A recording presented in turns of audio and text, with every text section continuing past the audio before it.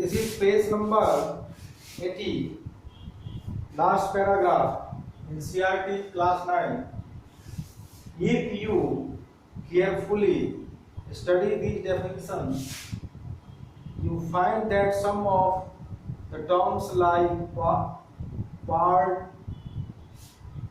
like point, breadth, length, only, etc. need to be further explained clearly. For example, consider his definition of a point. In this definition, a part needs to be defined. Suppose if you define a part to be that which occupies area, again an area needs to be defined. So to define one thing, you need to define many other things, and you may get a long chain of definitions without an end. For such reasons, mathematicians agree to leave some geometric terms undefined. However, we do have a intuitive feeling for the geometric concept of a point that what a definition above gives us. So we represent a point as a dot, even though a dot has some dimensions. A similar problem arises in definition 2 above, since it refers to breadth and length, neither of which has been defined. Because of this, a few terms are kept undefined while developing any course of study. So in geometry, we take a point, a line, and a plane. In Euclid's words, a plane surface and undefined terms, the only thing is that we can represent them intuitively or explain them with the help of physical models. Starting with his definitions, Euclid assumed certain properties which were not to be proved. These assumptions are actually obvious universal truth. He divided them into two types, axioms and postulates. Again, I am repeating. Euclid assumed certain properties which were not to be proved. These assumptions are actually obvious universal truth.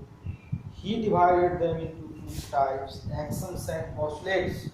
He used the term postulate for the assumptions that were specific to geometry, common notion, often called axioms. On the other hand, were assumptions used throughout mathematics and not especially linked to the geometry. For details about axioms and the postulates, refer to Appendix 1. Some of Euclid's axioms, not in his order, are given below.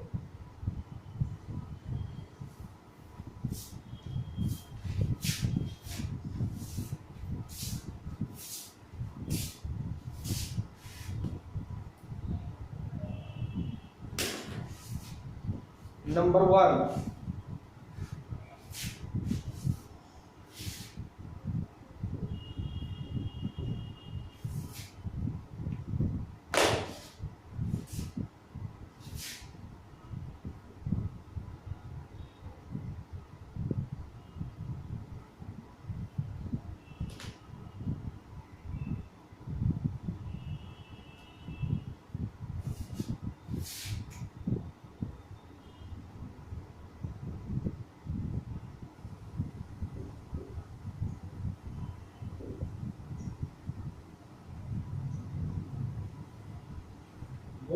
Both the assumption is used. Axiom is used for mathematics throughout the mathematics, and postulates are used in the geometry.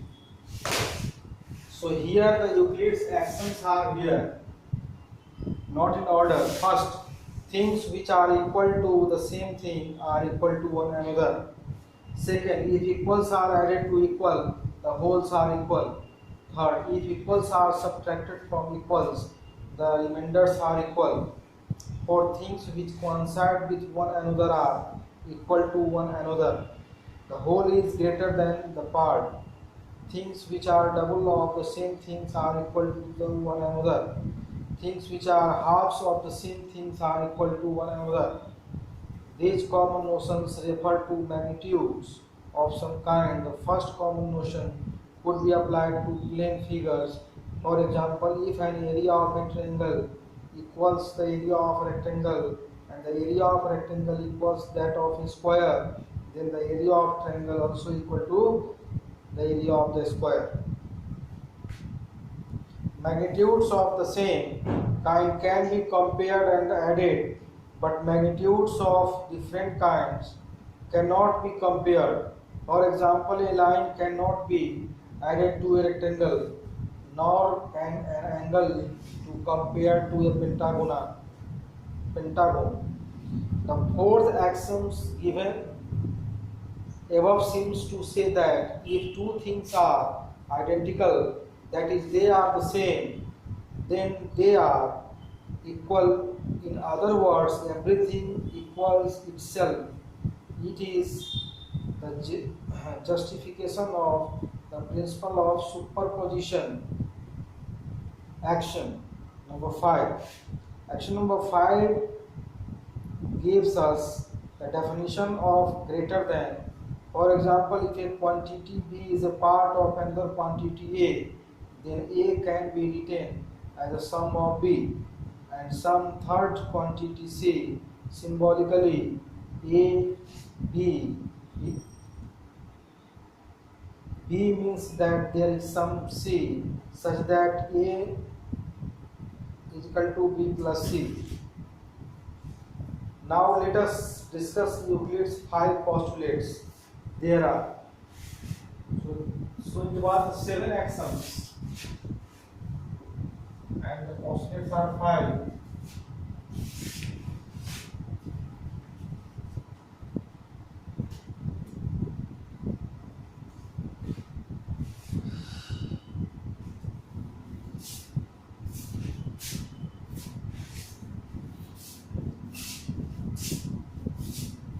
Postulate number 1. A straight line may be drawn from any one point to any other point. One point is here and one point is here. So a straight line can be drawn from one point to another point. This is first postulate.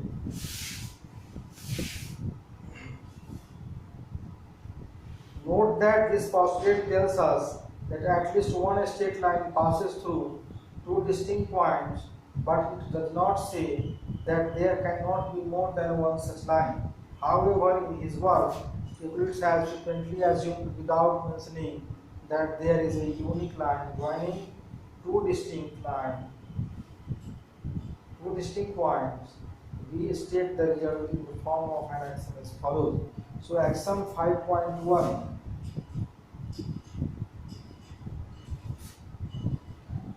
This is axiom 5.1. Given two distinct points, there is a unique line that passes through them. Given two distinct points, there is a unique line that passes through them. So there is one point. So one line is passing through A. Second line is passing through A. Third line is passing through A. And fourth line is passing through A and B. Fifth line is passing through here. Likewise, another line is passing through B. Another one, third one, fourth one. Many more lines are passing through B. And one line say A and B, which is passing through B, point B as well as the point A. this, so only one line is possible which will pass from both the points given A and B. See the figure 5.4. Postulate number 2. A terminated line can be produced indefinitely.